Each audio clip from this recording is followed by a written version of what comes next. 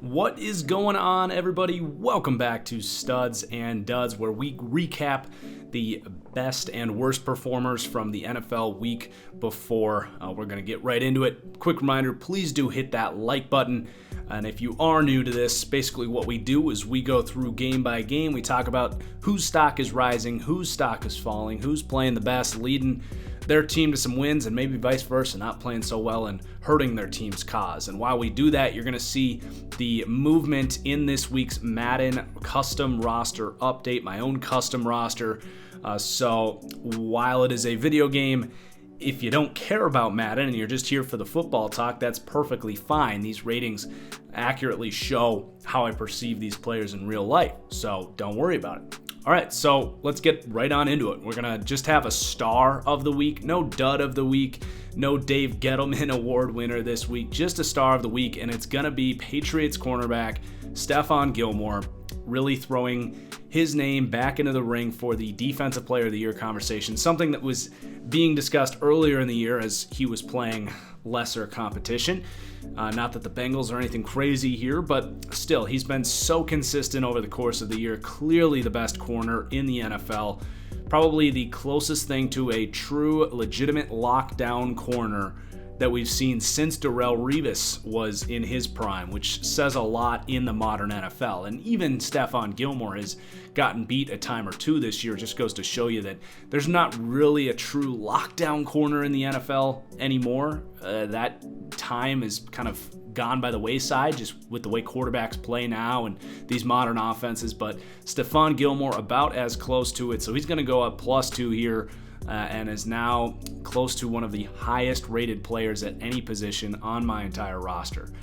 All right, into the games now, starting with the New York Jets at the Baltimore Ravens. Just one piece of movement here for the Jets that were just kind of overwhelmed in this game and playing with a lot of injuries. And it's going to be their kind of H-back, flex, tight end, fullback type. Trayvon Wesco was a mid-round pick and kind of played this role at West Virginia as a tight end, but a guy that is only 6'3", fits the mold of a fullback. So he's doing a little bit of everything in the receiving game as a run blocker, so a little love for him. And then flipping over to the Baltimore Ravens, the most movement of any team in the installment of the series today. So Lamar Jackson going to go up another 2 overall. I understand that people think that an 80 is too low for the pretty much consensus MVP candidate. And, you know, this is one of those cases where it is just a Madden rating. I can only raise his accuracy rating so much when he's throwing for 150, 200 yards a game on like 15 to 20 completions. Obviously, his running ability is amazing, and it makes him pretty much the best player in the NFL right now. But as far as his Madden rating is concerned, those throwing ratings do matter for their formula, so it can only go up so much. I will also say that I had Cam Newton as like an 82, Matt Ryan as like an 83 after their MVP seasons, and a lot of people said the same thing that people are saying about Lamar Jackson right now. Being the MVP does not necessarily make you the best quarterback in the NFL. Lamar Jackson, though, is having the best season of any player in the NFL outside of arguably Russell Wilson. All right, moving on from that conversation, Seth Roberts, another player just stepping up out of nowhere here. He made an incredible catch against the Jets, but he's been having a fairly steady season. Nothing crazy here, but he's going to get a little love. Hayden Hurst is stepping up. It feels to me like Mark Andrews on a little bit of a pitch count recently. He's been a little beat up, and Hayden Hurst has really stepped up. It's been a lot of big, almost, dare I say, fluky plays, but that is kind of the magic of this Ravens offense, is all of the things that Lamar does, Mark Ingram, this offensive line. It makes it almost impossible for defenses to account for a guy like Hayden Hurst slipping out on a play action and getting a wide open 60-yard touchdown like he did against the Bills. But yeah, he's been playing a lot better. Still not much of a blocker. I think he could certainly develop in that regard, but he is a total weapon. Bradley Bozeman, in his second year out of Alabama, is kind of coming into his own. He struggled a little bit at the start of the year, but I think he's really developing here with all of that help he has around them. It's arguably the best offensive line in the NFL this year, and I do think he benefits from that, but he has also contributed to that kind of merit as well. And then onto the defensive side of the ball, Tyus Bowser was one of my breakout candidates heading into the year. We knew with Suggs heading out, as well as Zadarius Smith, that this team that is well known for their ability to develop these edge players, that these guys were going to have to step up. And for a while, it didn't seem to be the case, at least in Tyus Bowser's situation. But the last couple weeks, he has been phenomenal. As a run defender, he's impressed. He's been getting after the quarterback a little bit. And they have a big rotation here as well. Jalen Ferguson has been playing a lot. He is just kind of a beast, and he is almost a clone of Zadarius Smith right now. Not playing nearly at the same level, but physically, he looks a little bit like him out there. So I do think Jalen Ferguson's a guy that's going to kind of continuously develop, just like we've seen from guys like Zadarius Smith, Matthew Judon, kind of that bigger power edge outside linebacker. But definitely a step up for him in the last few weeks as far as his game's concerned. On the interior defensive line, another position this team has had no problem getting good production out of. Domata Peko was a free agent pickup. Could be a Dave Gettleman candidate for the week for that cheap nose tackle that kind of obliterates the run. Domata Peko has been that. Chris Wormley, the Ravens here with the Harbaugh connection, love those Michigan players. Chris Wormley, a guy that I think everyone's fully expected to at least become a starting / replacement level starter type of player. And he's done that as a run defender. Not much of a pass rusher, but been very solid for what's been a pretty terrifying run defense up there in the trenches. And then Marcus Peters, a Pro Bowl season, an actual Pro Bowl season, not just like a fan vote type of deal, like a genuine good season here for Marcus Peters has been just incredible with this Ravens team. I think with the secondary around him, it allows him to have that aggressive approach that is when he shines the most. He's still been a very polarizing player. He's had games where, you take the good with the bad with Marcus Peters. He's had some games where he gets beat, even in here in Baltimore, but his highs are as high as any corner out there. He just is really good at getting inside the quarterback's head and breaking on balls and then doing a lot with the ball once it's in his hands. A lot of touchdowns in his career. So he's also really good in run defense and poking balls out as well. So Marcus Peters continuing to climb up here, back sort of towards where we had him in his prime in Kansas City as one of the top corners in the league. I think he's starting to make a case to get back towards that conversation. All right, moving on to the next game here. New England at Cincinnati. Benjamin Watson, the tight end, it's not working out here. 39 years old, clearly doesn't have the burst, not blocking very well, just isn't a weapon for this Patriots team, for a team that desperately needs weapons.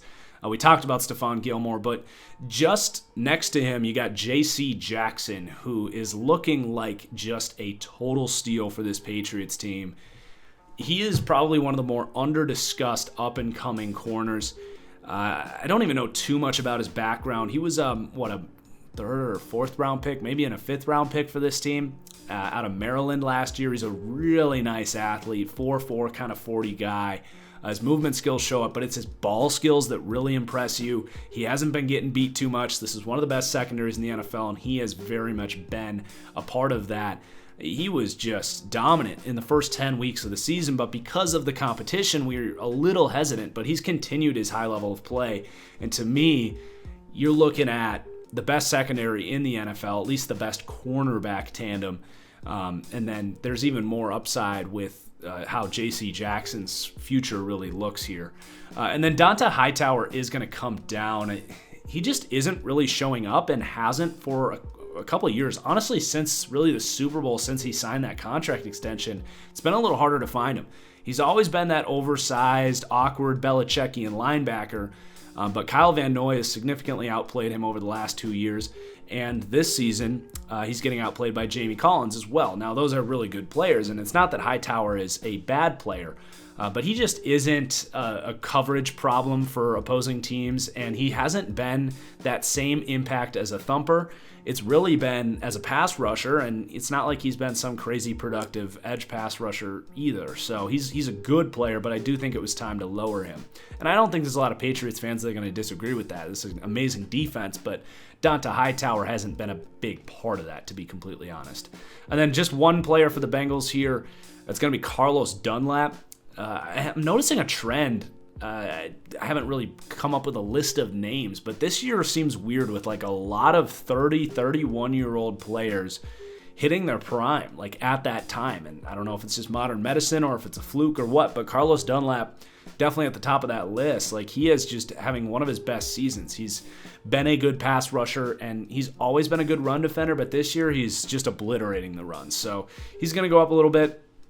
They actually extended him to a new contract last offseason, so I think they want to keep him around here. But he could also be a piece that some team maybe sees as a trade target this offseason, depending what Cincinnati's thinking. And then moving on, Tampa Bay at Detroit. This was really all Tampa Bay.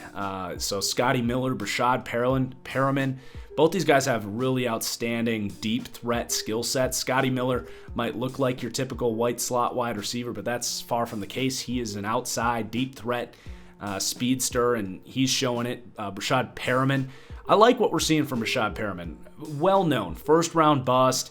And a lot of us know him for, like, this is kind of a weird take, but like, he was just a balding guy with dreads coming into Baltimore and just kind of looked like a scrub. Like, he played like a scrub, just didn't look like he really took care of himself. Like, he just looked kind of goofy. And he now in Tampa Bay is, he's shaved his head and he looks like a badass now, as opposed to a couple years ago. You looked at him and you're like, this 25-year-old man that looks like he's 55. Like, I just think he has a certain confidence about him, and maybe that's controversial and I just said something really offensive, but at this point I don't really care. I just think he's got an edge to him now after he did have a pretty solid season in Cleveland last year, and he's a great fit in this Tampa Bay offense. So maybe a late career reemergence confidence boost here for Brashad Perriman. And I'm pretty sure it was just a one-year contract he signed here. That's going to be an interesting offseason player. It's a position that, this team's very deep, and I don't know if there is a big market for Perriman, if this team's going to go in on a third wide receiver here. But it is a very thin position as far as free agents are concerned. So he's a guy that, don't sleep on him having a late career breakout here. I think he's kind of got his act together a little bit, and he's going to have an opportunity as well in the last 2 weeks of the season to be this team's number one wide receiver before a contract year. So I'm very intrigued by what we're seeing by Brashad Perriman. Flipping over to the defensive side of the ball, Levante David is having a very under-the-radar season, needed a little love. He's been one of the top cover linebackers in the NFL. Another guy that's maybe hitting his prime and is 29, 30 years old. Devin White really coming on lately. Slow start for a 21-year-old rookie linebacker, but he is really coming into his own in every respect of his game, especially in coverage. Jamel Dean, he's been playing outside corner here. Interesting player. Like, he almost looks like a linebacker. He's really thick. He definitely looks like a strong safety, but his skill set is that of a corner, whether it's in the slot or outside. I've been optimistic about this young secondary, and Jamel Dean has been a part of that along with those other young corners there. It's going to be interesting to see how it all kind of shakes out as far as who's going to be the nickel corner there, because at some point I would think that would be Jamel Dean. I feel like that best suits his skill set, but I guess we'll find out. And then on the edge, Shaquille Barrett, 17 sacks now? He just broke Warren Sapp's record, and Bruce Arians was like, yeah, this guy ain't going anywhere. We're locking him up, and they might tag him first. I would assume he doesn't want to play on the franchise tag. He wants to get paid. But this has been one of the stories of the year, just unfortunately, is for the Tampa Bay Bucks. One of the all-time great free agent signings you'll ever see, right there with like Michael Bennett in Seattle, who ironically came from Tampa Bay. But, just one of the signings of the decade. He's been a top 5 pass rusher this season and has been a huge reason this Tampa Bay team, not going to say it's turned it around. They still got a lot of work to do, but there is a lot of optimism around this team. No movement for Detroit here. This team is just kind of washed up. And by the way, I forgot to say at the beginning of the video, not going to have a Studs and Duds next week because of it being Christmas. Just am not going to be doing a lot of work next week. And then the Week 17 Studs and Duds is going to be the last one of the year, and that's going to be mostly a comprehensive recap of the season as opposed to a game-by-game breakdown. So this is probably the end of game-by-game Studs and Duds for 2019. All right, sorry I didn't say that at the beginning of the video, but Chicago at Green Bay. Chicago, offensively, just Anthony Miller has really stepped up in the last month of the season, starting to look like that sleeper wide receiver a lot of people and this Bears team thought he was going to be. So he's doing a really good job getting open for Trubisky and winning some contested catches and looking like a true, at least number 2 wide receiver next to Allen Robinson. But I'm a big Anthony Miller believer. And then these linebackers here going up, Kevin Pierre-Louis, we talked about him last week. He's had a career as a special teamer, but finally getting an opportunity to be a starting linebacker and making the most of it. Maybe he's a guy that goes somewhere else and gets a starting gig next year. Hell, maybe it could be for this Green Bay team walking away impressed by what they've seen here. They could certainly use some linebacker help. But yeah, Kevin Pierre-Louis has impressed in a couple weeks of opportunities here. And then Nick Kwiatkowski, again, just a beast in coverage, which you don't really expect from him as a bigger linebacker. But he had an interception on Aaron Rodgers that I think that Rodgers thought that Graham was just going to run right past him, Jimmy Graham. That was not the case. Nick Kwiatkowski ran with Jimmy Graham with ease, and Rodgers was surprised to find Nick Kwiatkowski get his head around and get his hands on the football. Was lucky it was not intercepted. So he continues to kind of make his case here to take over as LB2 next to Roquan Smith, and maybe this team moves on from Danny Trevathan.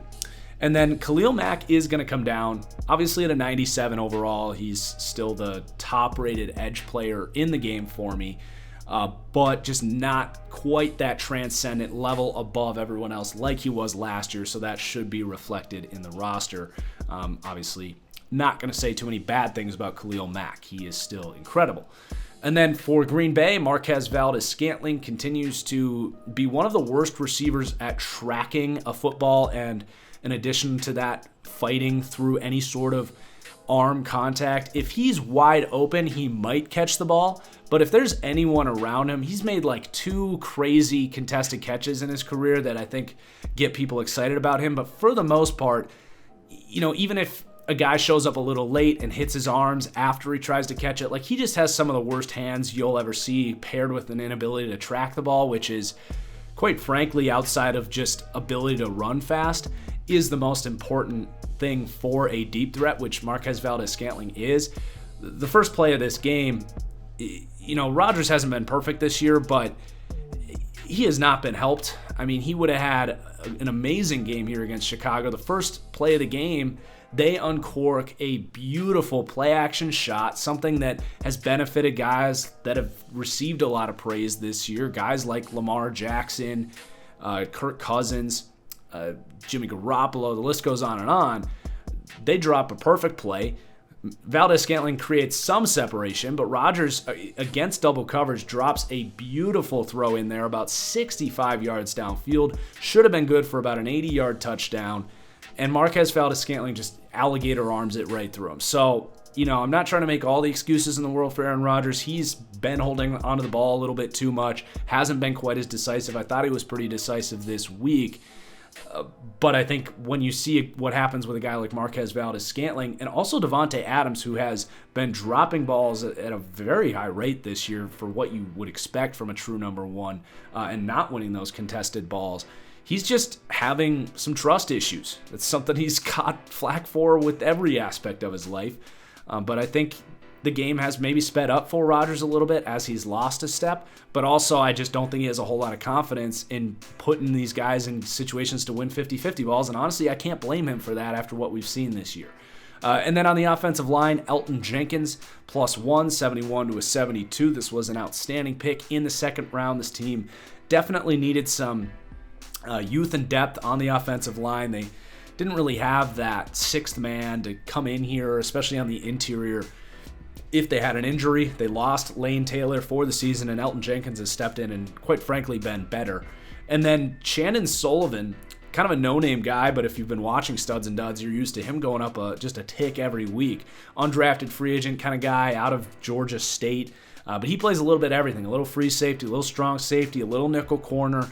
He just is one of those guys that is steady. He doesn't miss a lot of tackles. He flies to the ball. He's not getting beat in coverage. It's not that he's been in a lot of compromising situations in coverage, but he's just been a very steady asset for this team.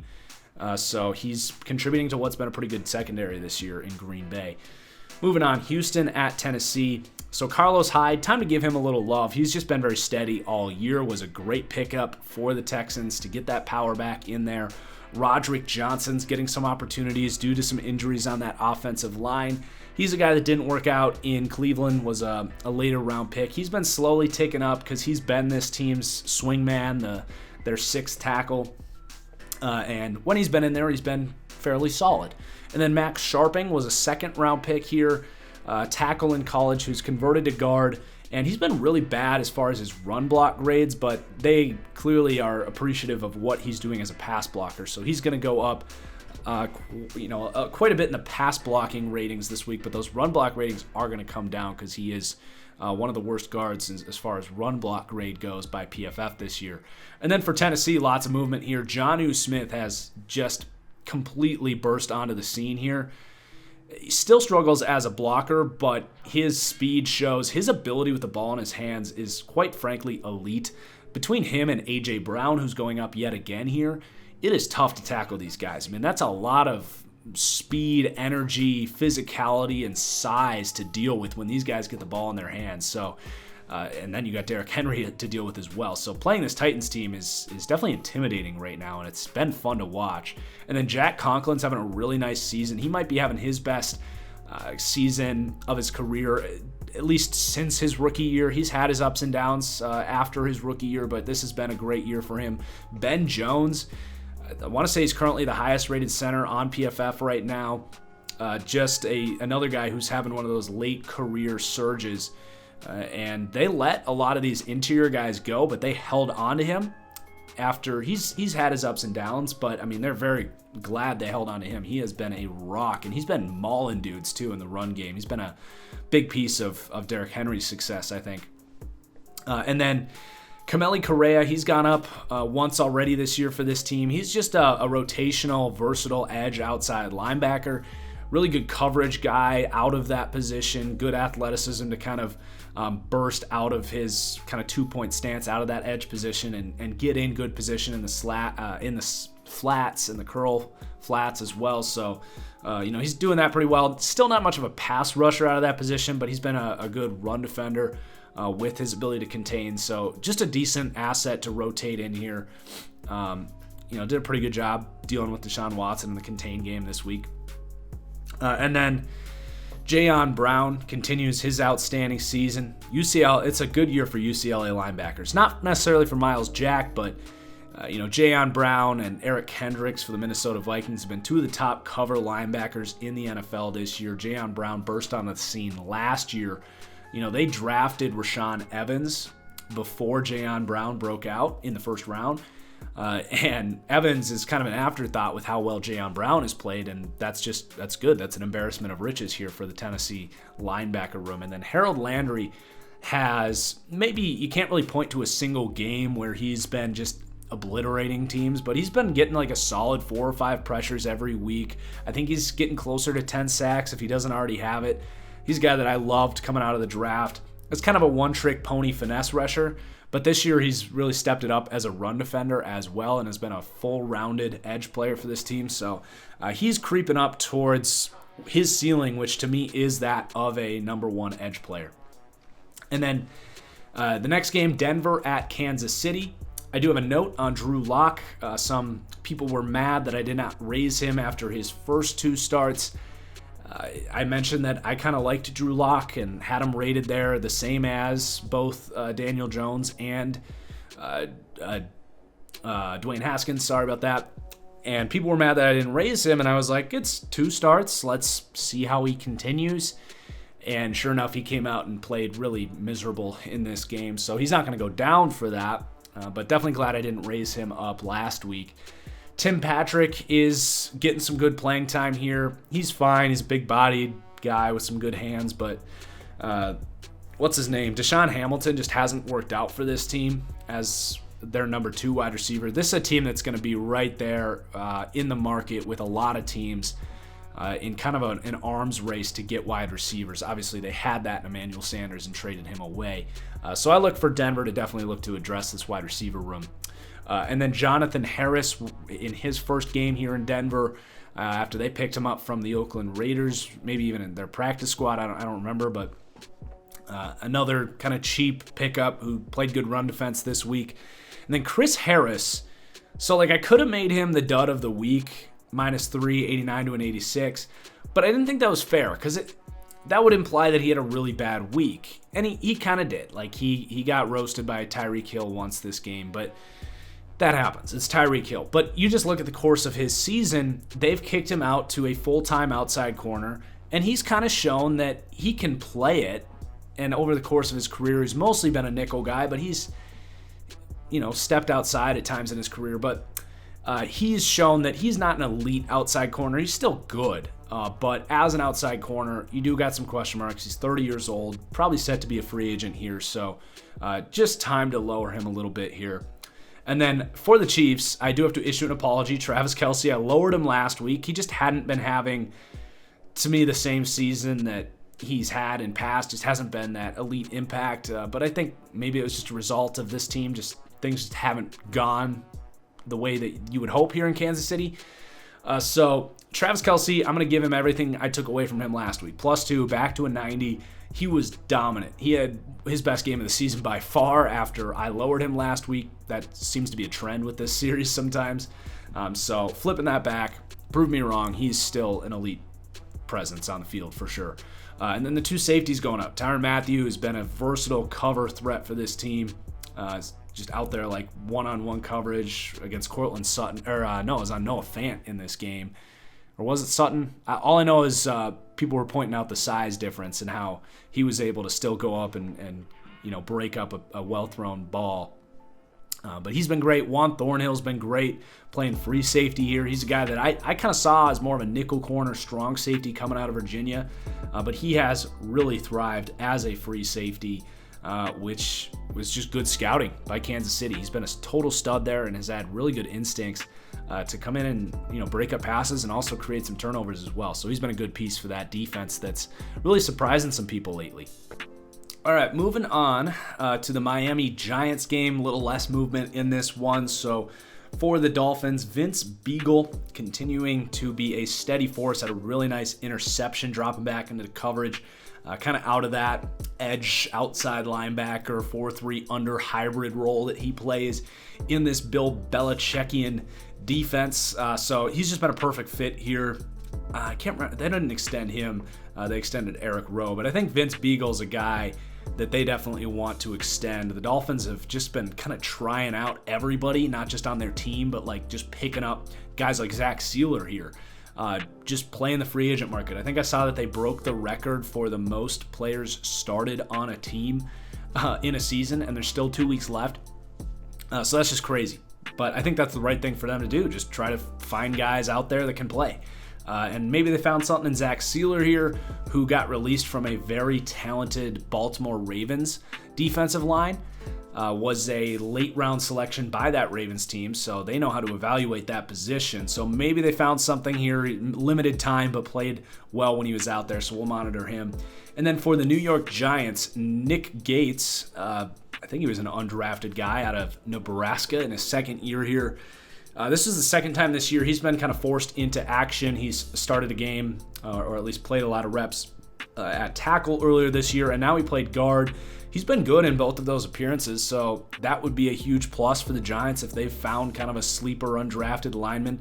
Even if he's just a swing man that can play a little bit of everything, that's still a very useful piece. And then DeAndre Baker playing a little better lately. Had very rough games earlier on in the season. I like DeAndre Baker coming out. I thought there was probably better corners on the board when the Giants picked him, but I've got faith in him to continue to turn this thing around and be a very solid player. I see him as kind of a high-end number 2 corner. One comparison I kind of had for him was actually Marcus Peters, who we talked about earlier. So we'll see how his career plays out. But he's been playing better lately, which Giants fans, I'm sure, are pretty elated about. Next game, Philly at the Washington Redskins. For the Eagles, Isaac Suamalu kind of gets lost on a very talented offensive line, but he is not free of credit. Like he's having a good year there. Greg Ward, a super interesting story, college quarterback. Just a guy that hadn't gotten the opportunities earlier on in the year as they try to get guys like J.J. Arcega-Whiteside involved. But Ward is probably the best route runner at that wide receiver position for this team. His hands have been somewhat steady, which, I mean, it's more steady than anything they've had here. So he's their best wide receiver active right now, which is crazy. A guy that was playing quarterback in college a year ago. But here we are. This is the state of the Philadelphia Eagles. And then J.J. Arcega-Whiteside, this is going to go down as probably the worst pick in the 2019 NFL draft, and I didn't like it at the time. I had a 5th-round grade on him because I didn't think he could get open.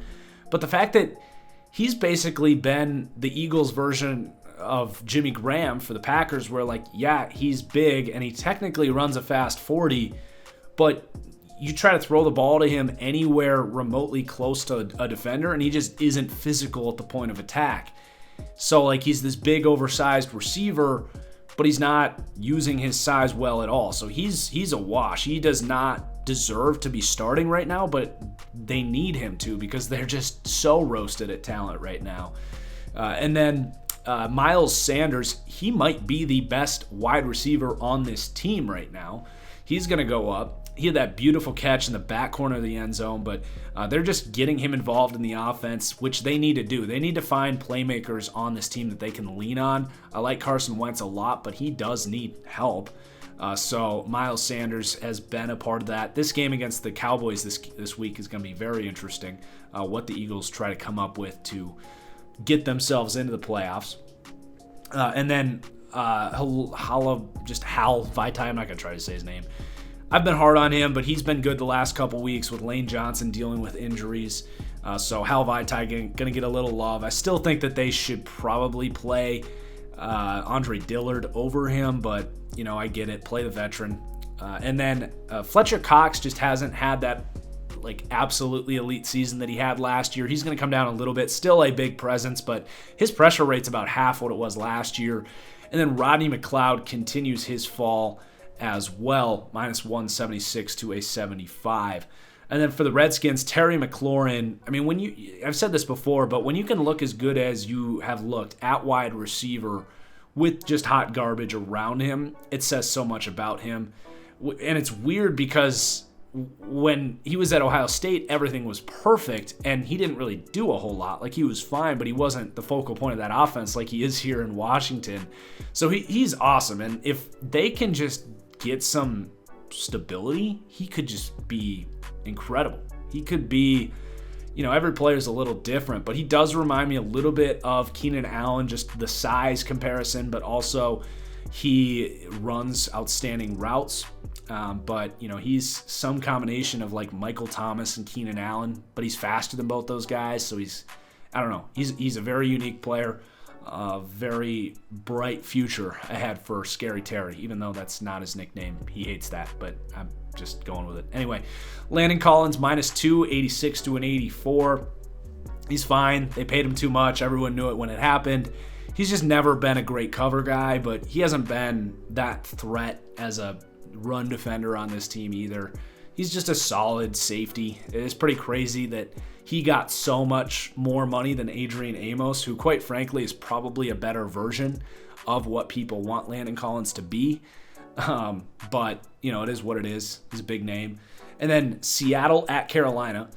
Halfback Chris Carson. He's going to go up 182 to an 83. He's just a beast, and he shows better burst than you would expect. Haven't given him enough love this year because I am critical of the Seahawks overusing him when they have Russell Wilson. They should open up that pass game more than they do, but they are at least right in that they have a good running back that can punch it down your throat.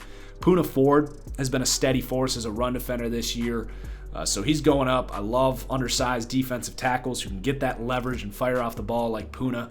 And then Akeem King, he's been on this roster for years, has never really gotten the opportunity, and Griffin was out this week, so he got the opportunity to start at outside corner, and granted was against Kyle Allen, but showed that he's developed here as he's been sitting here.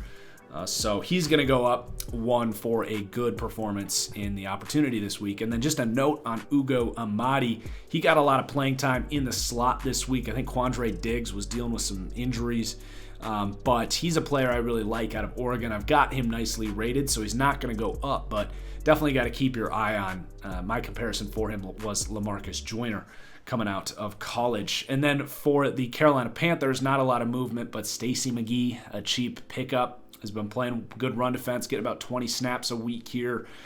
So whatever. Don't expect much from him in the future. But Dante Jackson, I do have a note on him. He went down last week. I like Dante Jackson. I think he's got a bright future ahead of him, but miserable game this week. Gave up 2 touchdowns, a perfect quarterback rating against when targeted, and just a guy that, like we saw in the All or Nothing series, someone that's just kind of a hothead, and I think when things don't go well for him, he doesn't handle it very well. He doesn't take things seriously and respond to adversity as well, perhaps. That's kind of what his deal was with the behind-the-scenes look into All or Nothing. So I think he'll be able to rally, but I think everything that's going on in Carolina has been a little tough on him, so I'm not lowering him, but God, he's been bad the last 2 weeks. And then Jacksonville at Oakland. Just one piece of movement here for Jacksonville. Leon Jacobs, the linebacker out of Wisconsin, just kind of slowly coming along. He's like Anthony Barr coming out of college in that he was an edge rusher. He's kind of learning a new position here in Jacksonville. But you can just see his athleticism when you dial up his tape. Like, he just flies around and is a versatile player. So I like him. I like that pick. And I think he's going to have a decent career. Which is saying a lot for a 7th-round pick. And then I have a note on Ronnie Harrison, the much-loved safety out of Alabama. He's like 6'3", 215, fits the mold of a strong safety. And he just has been playing way too much free safety, in my opinion. I don't know why they think he can be that rangy Earl Thomas role in this Jacksonville defense, but he's not. They got to put him down in the box where he's shown his best tape. So he graded out really poorly this week, but I'm not going to lower him because I don't have him rated as a good free safety, if that makes sense. I don't think he's got very good coverage skills. He's much closer to like Landon Collins out of Alabama, who belongs in the box, flying to the football and lighting guys up and covering tight ends and running backs, not slot. Well, he would see some slot wide receivers, but not a guy that should come out from a free safety center field position and like break on balls and show crazy range. That's just not Ronnie Harrison. Anyway, let's move on to Oakland. Tyrell Williams. I spent a couple of these episodes apologizing in the first 6 weeks of the season or so because he started off really well. Namely, he wasn't dropping balls like he has his entire career. Well, he's totally regressed back to what he's been in his career, which is a good route runner, a guy that has size and speed, a decent number 2 or 3 option on an offense like he was for the Chargers, but he's being paid like a number 1 wide receiver here, which is just faulty. He's not that type of player. He should be your probably 3rd or 4th weapon on your team. And he's this team's, 2nd, maybe 3rd, depending where you list Josh Jacobs, Darren Waller being number 1. But Tyrell Williams, the drops are back. He just hasn't been productive. He's been out there. So he's going to come down a little bit. And then Darren Waller, another outstanding week, continues his unbelievable season.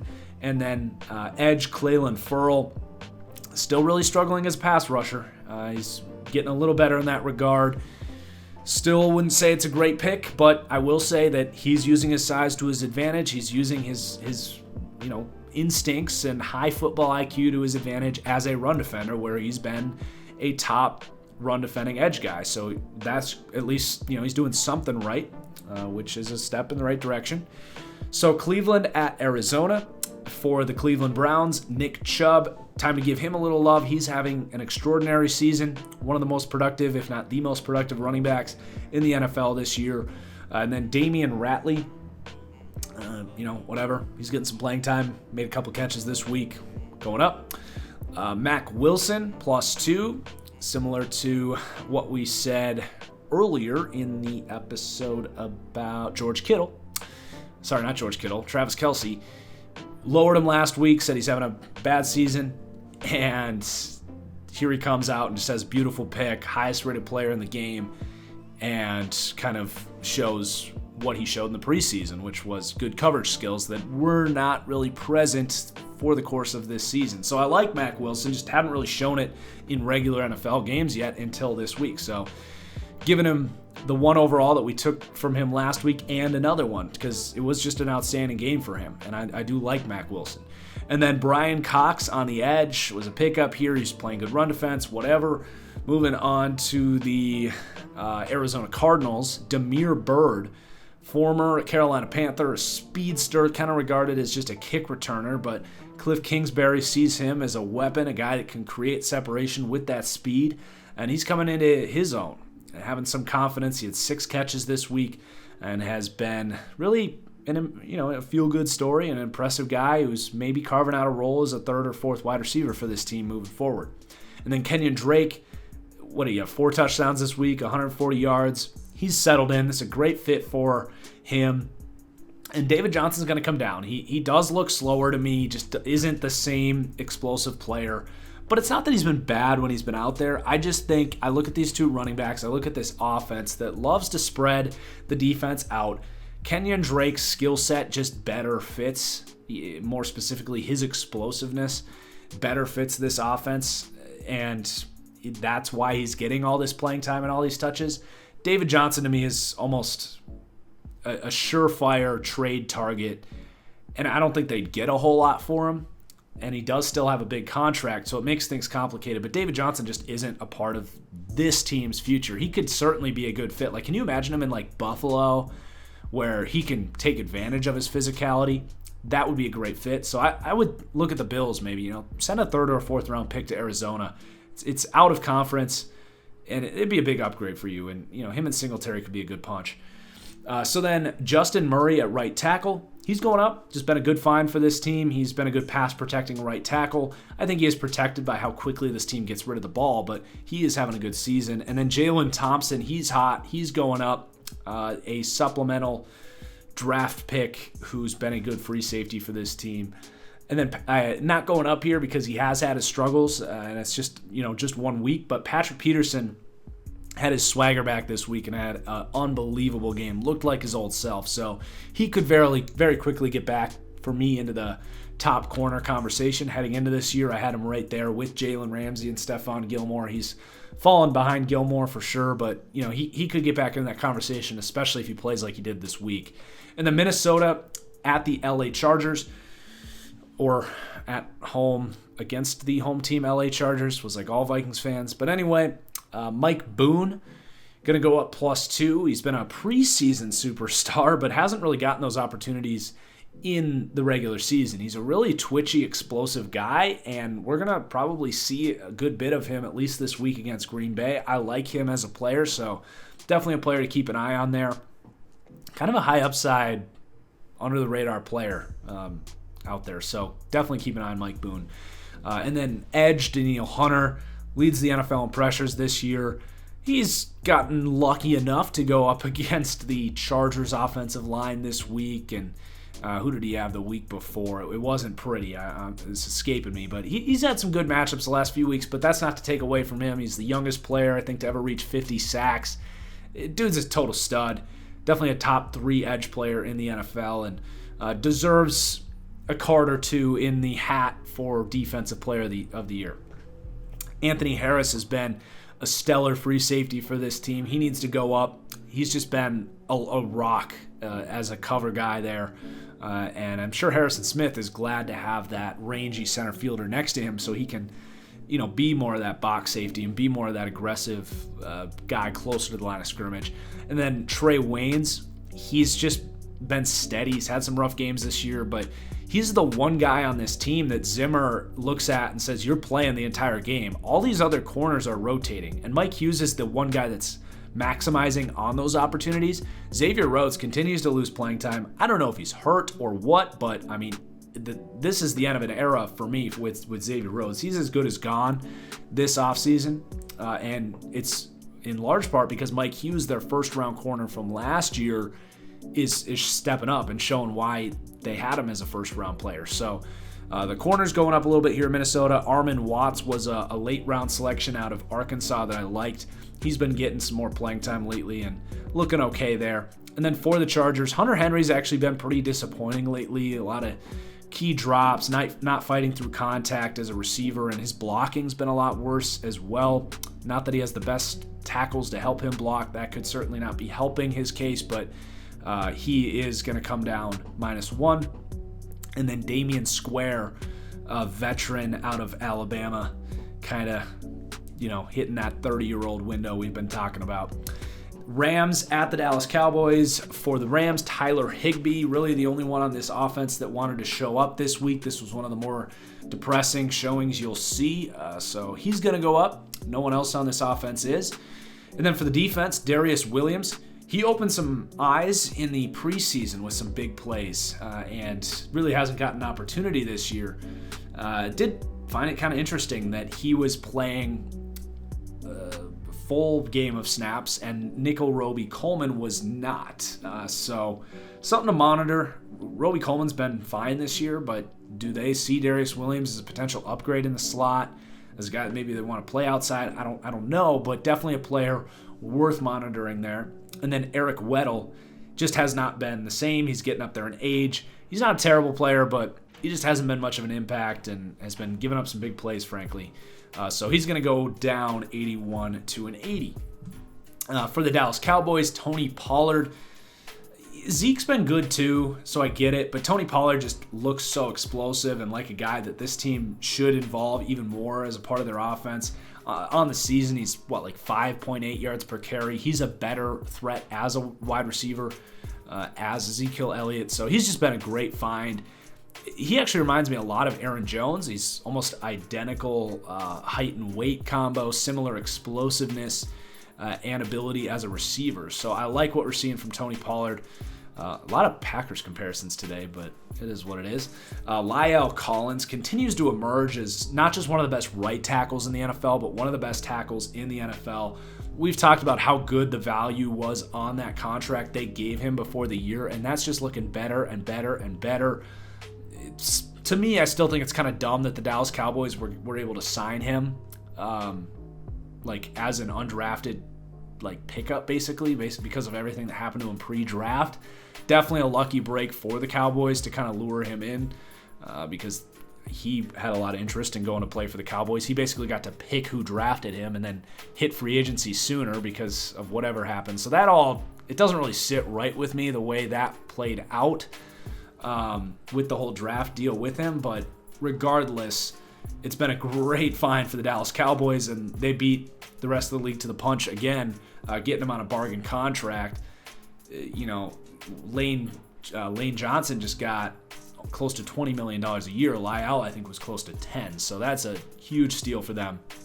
Sean Lee +2. He looked like a new man out there. He's had some rough games earlier on this year, but he's been kind of coming off the bench. But they've got some injuries at linebacker, and they've needed guys to step up.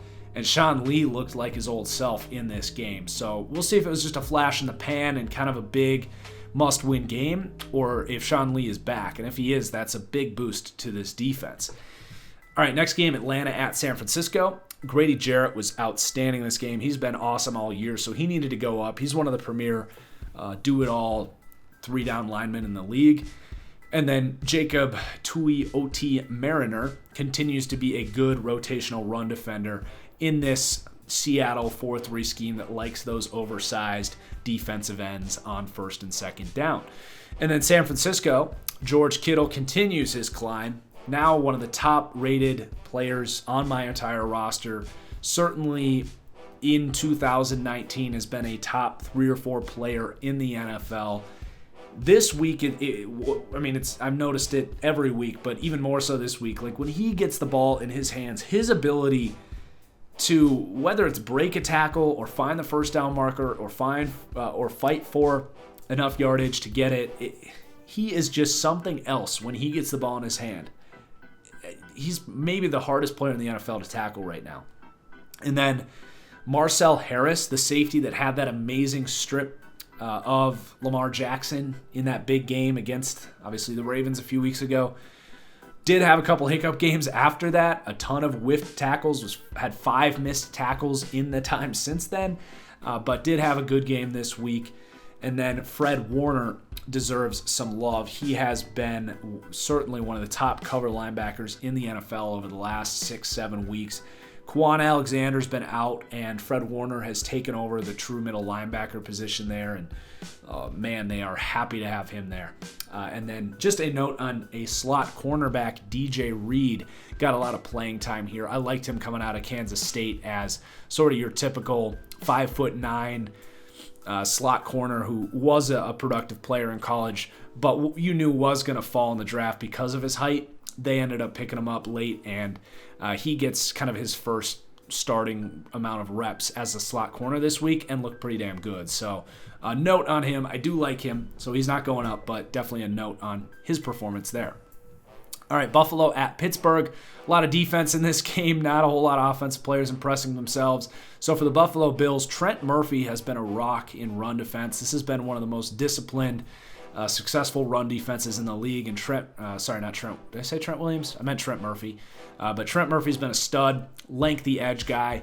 Matt Milano, similar to what we said about Fred Warner, his coverage skills are elite from the linebacker position. Not much of a run defender. He's basically a safety that just plays linebacker. He's only 6 feet, 220. But man, he flies around and he knows where opposing quarterbacks want to go with the football. Him and Luke Kuechly, Boston College knows how to put out some linebackers. And then Levi Wallace, +1, 73 to a 74. He's hot. He continues to exchange reps with Kevin Johnson. He was slightly better than Johnson, who also had a good game this week. Both those guys are good players, but Levi Wallace, I think, heading into the playoffs is this team's best number 2 corner. And then Tre'Davious White could have been the star of the week if it weren't for Stephon Gilmore's week. I mean, the corners you got to face in that division, Tre'Davious White and Stephon Gilmore, elite. And they do it in different ways. I think White maybe a little more of a lurky zone guy. Gilmore maybe a little more as just a lockdown, follow you around man defender. But both these guys are just ridiculous. And they have that swagger you look for from corners as well. So +2 for Tre'Davious White. He climbs the ranks of corners up towards the top there with Ramsey and Gilmore. And then Jordan Phillips, weird player, really fat, but really explosive. Doesn't do a whole lot on a consistent basis, but he has splash plays that definitely make impacts on games. So he has 10 sacks this season, which is crazy. It reminds me a lot of when Kerry Hyder, who's a total nobody. Most of you probably don't even know who Kerry Hyder is. He had an 8.5 sack season for the Detroit Lions. Sometimes it just happens and you get lucky. He has 22 pressures this season and 10 sacks. So he might not go the rest of his career with 10 sacks. Maybe he will. He's got a good skill set, but I just don't think he's super disciplined. But he is a good power rusher, and you almost have to double him because it's 350 pounds of explosion coming right at you. So he can cause some problems, and he's been a good player for this team. Definitely a good pickup. And then for the Pittsburgh Steelers, Tyson Alualu is having his best season of his career by a country mile. First-round pick from the Jacksonville Jaguars, and just never lived up to the hype. Was never a bad player per se, but his impact as a run defender, getting an opportunity to play a lot more with the injury to Stephon Tuitt, has been a huge boost for this team. And then TJ Watt, some of the plays he made in this game, swatting balls and making weird bendy tackles that you just aren't going to see. He's got a very dominant pass rushing skill set. He's up there in sacks and pressures, and I can't say enough about what he's done to develop as a pass rusher, but almost just the same for what he offers as a problem as a pass rusher. The things he does just as a football player, as far as effort and just doing things that you can't account for, they cut block him, and he was able to just bounce. It looked like when he hit the ground, he hit a trampoline and he bounced up and swatted the ball on a bubble screen. So he just is a true football player, a true Watt, and the athleticism shows that family is just a freak, but they also just know how to make plays, and that's TJ Watt in a nutshell. Definitely a defensive player of the year candidate. And then Vince Williams. I also thought about Devin Bush. Both these linebackers have been playing really well. Bush is probably another good week away from going up, but Vince Williams, a guy that's really come into his own in the last 2 years. He's been around here in Pittsburgh, but his development over the last couple of years, I don't think a lot of people saw coming. He was a replacement level guy for years, but he is entering the ranks of the top 20 linebacker or so in the league. All right, last game here, Indianapolis at New Orleans. We've got no movement for the Indianapolis Colts, who just got steamrolled in this game. I will say several weeks ago, people thought I had Jacoby Brissett rated too low at a 68. You can see in this game, he's just a low-end starter. He was spraying some balls. He just doesn't really have that it factor. He's fine. He should probably be a starter in the NFL, but in like a Nick Foles, Ryan Fitzpatrick kind of way, not in any sort of franchise quarterback kind of way.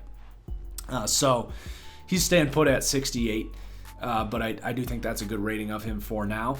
And then for New Orleans, we got Drew Brees going up, one of the most dominant quarterback performances I've ever watched, 29 of 30. His decisiveness and ability to read defenses, to throw accurately, it's at an all-time great level right now. The velocity on his balls look as good as I've seen in years from him.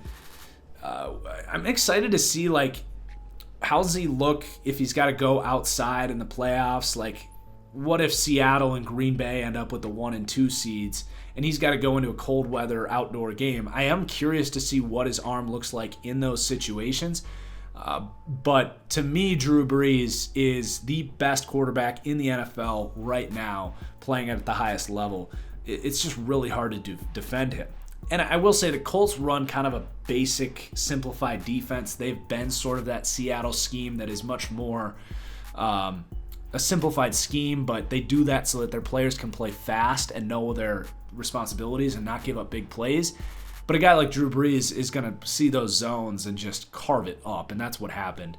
Alvin Kamara, we've talked about him over the last few weeks, and I know he's dealing with some injuries, and I'm definitely willing to give him some benefit of the doubt, but he's been out there for weeks now and just has not been, frankly, much of an impact at all. At the beginning of the season, he was breaking tackles at just an unbelievable rate, looked like the hardest guy in the NFL to bring down, and it just hasn't been the case recently. I don't know if he's just in a rut or what, but I do think it was time to lower him just a little button there. He could easily get that back very quickly, but he just hasn't been the same for a while now. And then Michael Thomas, he's just been, one of the most steady wide receiver seasons of all time. He is so reliable in contested catch situations. Just, I think, is a big reason Drew Brees has so much confidence. They do a lot of creative things, like with these tight ends who you're seeing are going up. Obviously with Hill, the quarterback, wide receiver, tight end, and their running backs. But to have that go-to option of Michael Thomas is so nice, and he's been the best wide receiver in the NFL this year. I don't know if that's going to continue, but he's got the crown for now. I still think that as far as like his ability to separate, which to me is the number one asset for wide receivers, he's not quite on that elite level there. He's a very good route runner and can separate, but he's closer to me to like an Adam Thielen or Devontae Adams in that regard. Not quite on the level of a Julio Jones or Odell Beckham in his prime, Antonio Brown, that kind of thing. But yeah, the tight ends are going up here. Jared Cook has been an elite tight end for the last month of the season. Took him a little bit to get into a rhythm. Came back from a concussion this week and was just dominant. He's winning a lot of contested catch situations. You will take the good with the bad with him. He's still going to have those drops, but you definitely are excited about the big plays that he offers and the mismatch problems that he offers for this team. And then Josh Hill's going up, not doing a whole lot as a receiver, but his blocking's been a weapon for this team. And then the last guy we got to talk about here is Demario Davis, who I certainly considered 4-star of the week. He, to me, is maybe the biggest sleeper for Defensive Player of the Year. And he doesn't have any one stat that you look at and say that's why he would be Defensive Player of the Year. But, he's got sacks, he's got tackles, he's got interceptions, he's got pass breakups. He does everything for this defense. Another guy that's kind of hitting his prime at 31 years old. I don't know if there's a better linebacker in the NFL right now. He might be my biggest Pro Bowl snub of the season. I know they put Wagner and Kuechly in there, which is hard to argue with, but Demario Davis has been better than those players this season. So he definitely needed to get some of that love. I will say at 31 years old, does he repeat this performance next year as the best linebacker in the NFL? It seems unlikely, but we definitely got to celebrate what he's doing this year. He's been such a weapon for that defense. All right, those are the studs and duds this week. I hope you guys enjoyed. I hope you hit that like button. And Merry Christmas, guys. We won't have studs and duds until after week 17. I will have a new Jags rebuild up tomorrow. But I hope you guys have a good weekend. And I hope Star Wars doesn't suck, because that's where I'm heading right now. So peace out. We'll see you later.